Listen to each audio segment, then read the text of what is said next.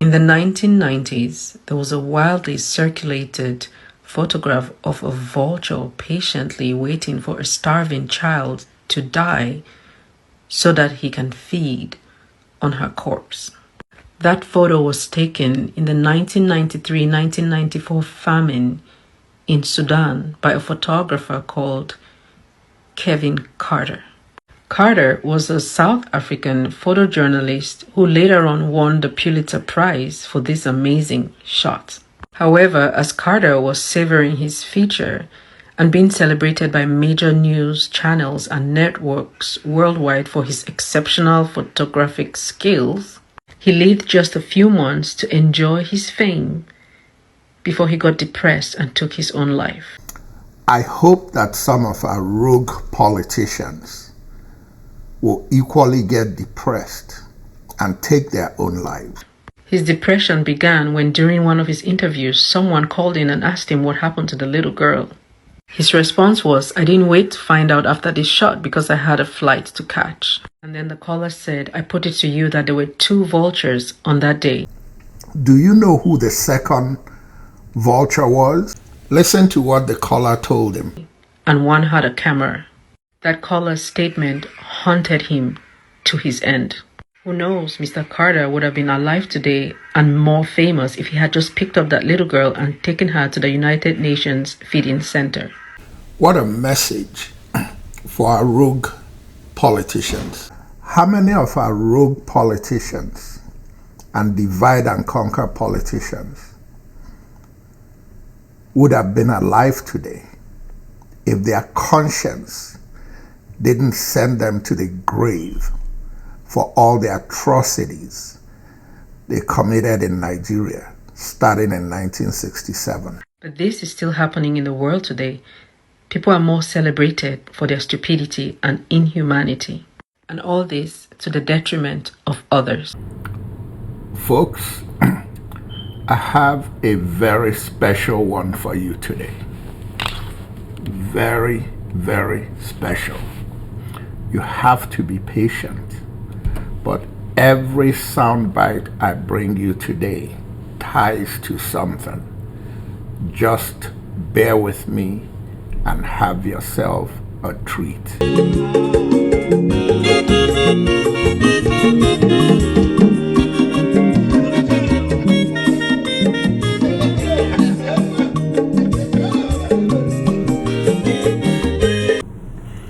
Hello everybody. Once again, this is Fred Wanko coming to you from our studios in Chicago with another edition of Bold Talk on LNTV. And as usual, I'd like to say to you, good morning, good afternoon, and good evening to you, depending on where you are around the world. People are more celebrated for their stupidity and inhumanity, and all this to the detriment of others. People are more celebrated for their stupidity than for helping humanity. Does that tie to Nigeria? Or should I even ask that question? That's the Nigeria we live in today. And every one of us is guilty, directly or indirectly, being involved in that tomfoolery of celebrating stupidity. It's time for Nigeria's youth to rise. The worst that will happen is that you die. The best that will happen is that you reclaim your country, not just for yourselves, but for future generations. Whatever happened to the Obidient movement? Whatever happened to the NSARS movement? What happened to Nigeria's youth? On January 25th, your mandate was stolen.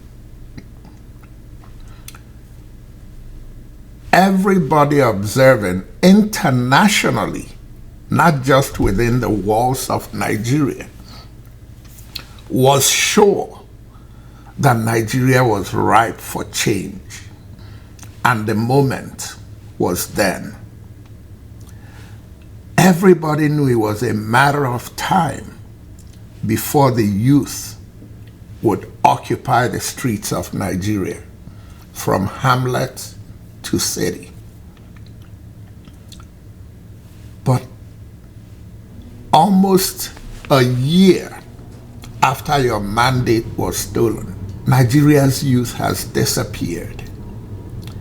And the best we hear from Nigeria's youth is a disgrace. They have to make sure that they are represented by the right people.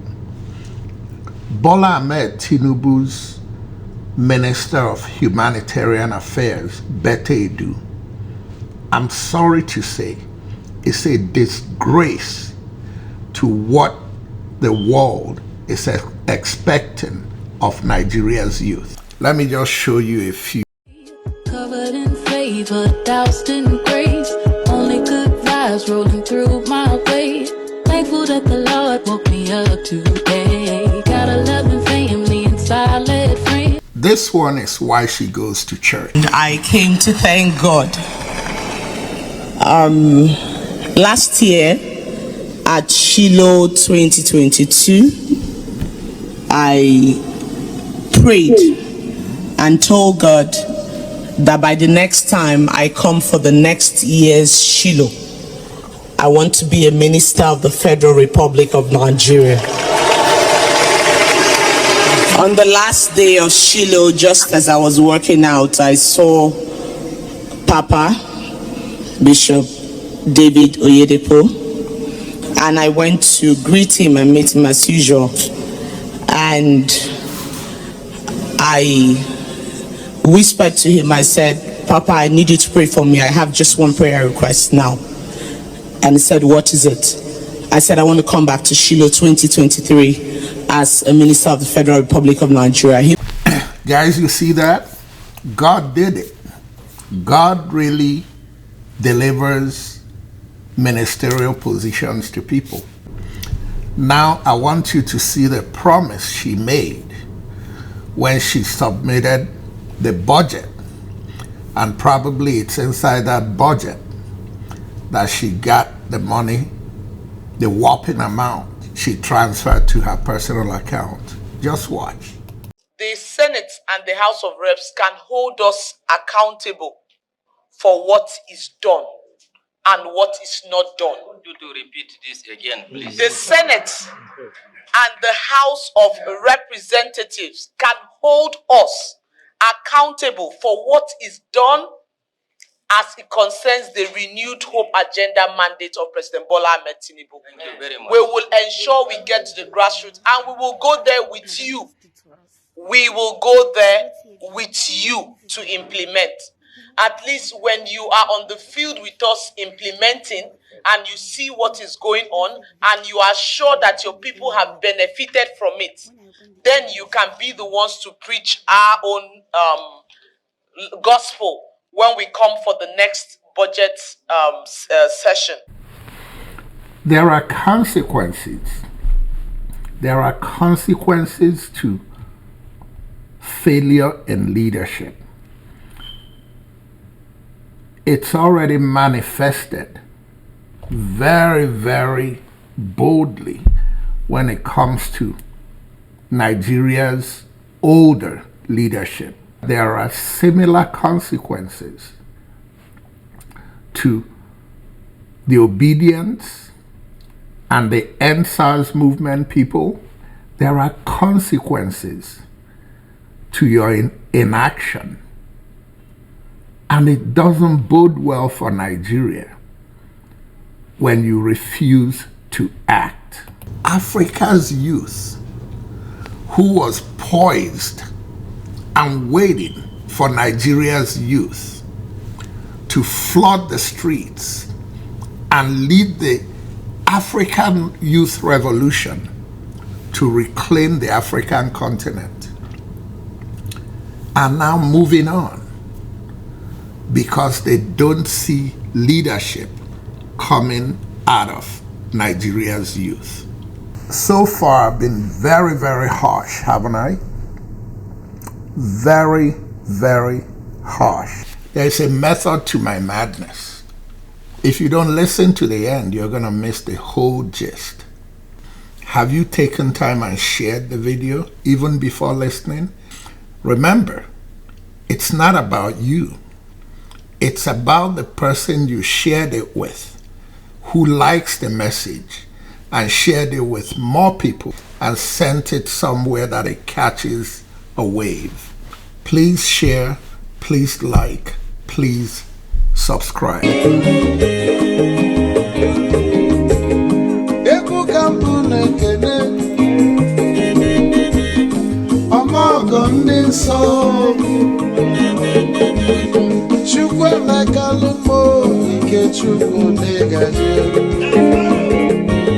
Since Bola Ahmed Tinubu and INEC and the Supreme Court rigged the election and put Bola Ahmed Tinubu in Aso Rock, have you asked yourself, after all that noise that the Obedients made during the campaign, what has Nigeria's youth been doing to ensure that even if Bola Ahmed Tinubu stays in office, that he has his feet on the fire and that they're holding him accountable and making him make decisions that may not be his style, but because he knows that the youth are poised to act, he's doing things in a way that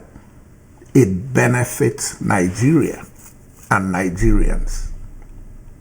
Have you asked yourself that question?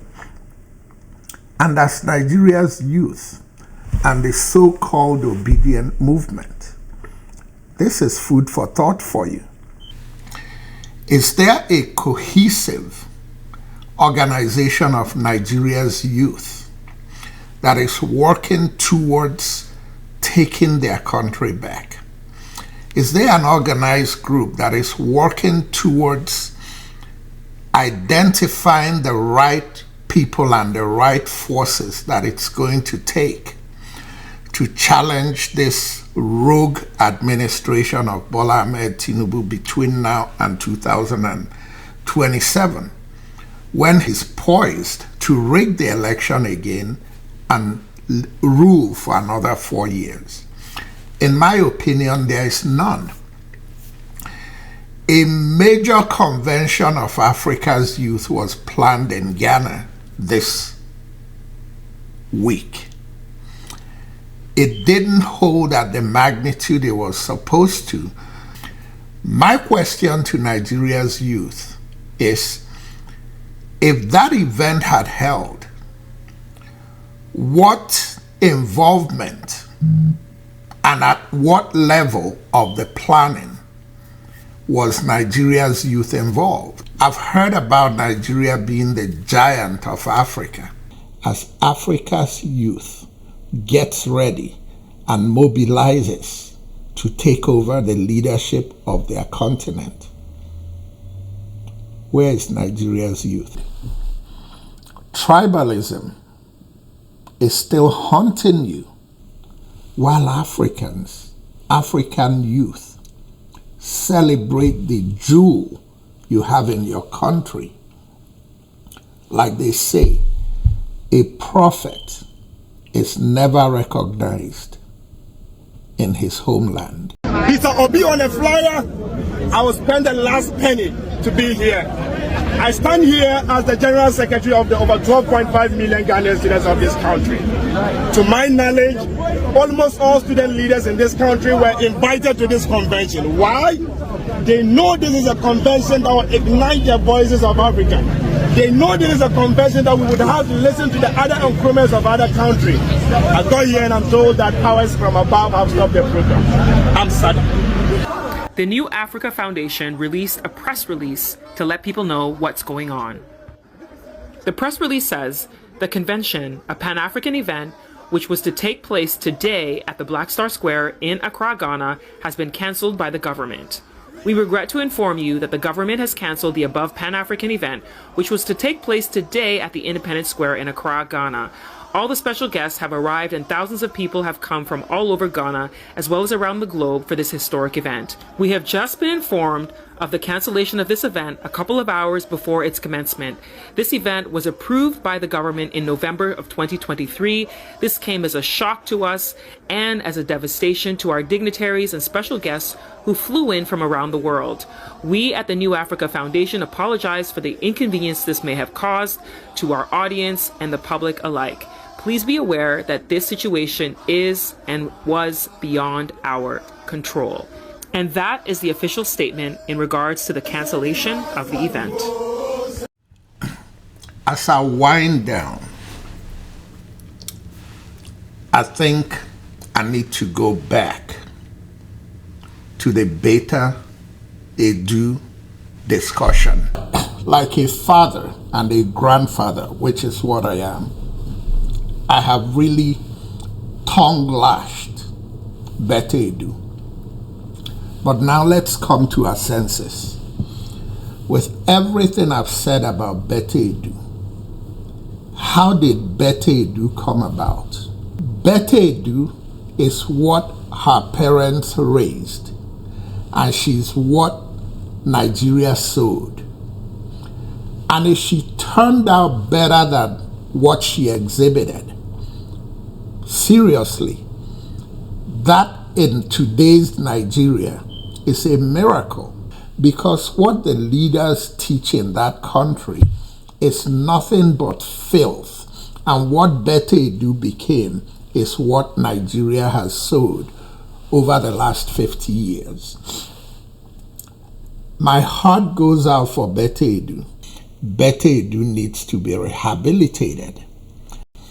Betta Edu needs counseling.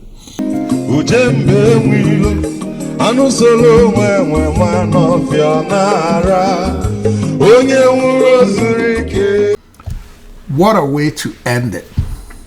The last line sang on that music was Onye nwuru ozuru ike.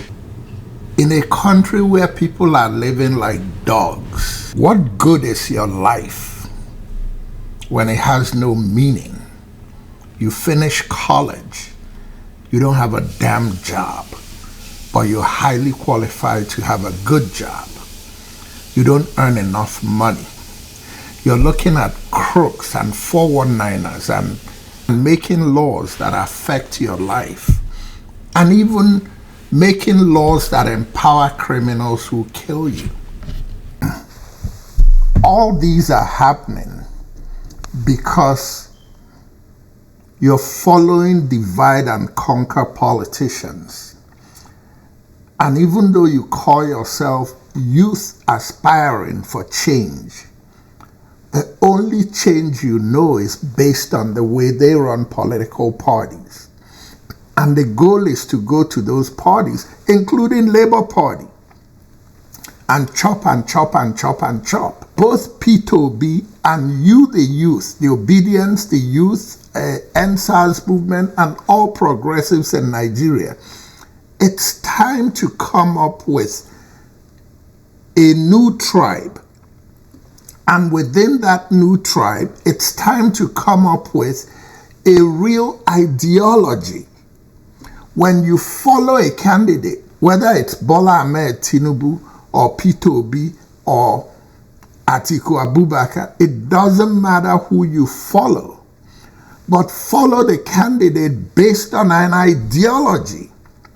And when you get involved in politics, get involved based on an ideology. Until you get involved from an ideological standpoint, you're wasting your time, because what we're going to turn out when it becomes your turn, you're going to turn out to be nothing but another version of Betta Edu. And that's what's killing Nigeria. Lack of ideology in our pursuit of nation building. It's time for that to change. Ladies and gentlemen, once again, this is Fred Nwankwo coming to you from our studios in Chicago with another edition of Bold Talk on Island TV. And until next time, good night and God bless.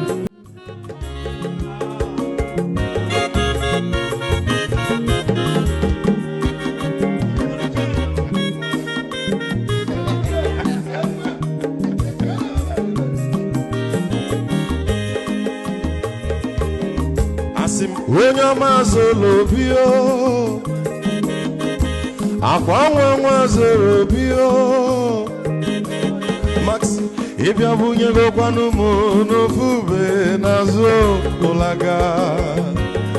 olaga ni piazugo, olaga do ni piazugo, akwa wilo chio biko rapuzo, kona bazia. When your mazoro because Abama water the sorry. If you want to go na mo, Ulaga doni piazugo, Ulaga doni piazugo. Abama wilo chila, bigger after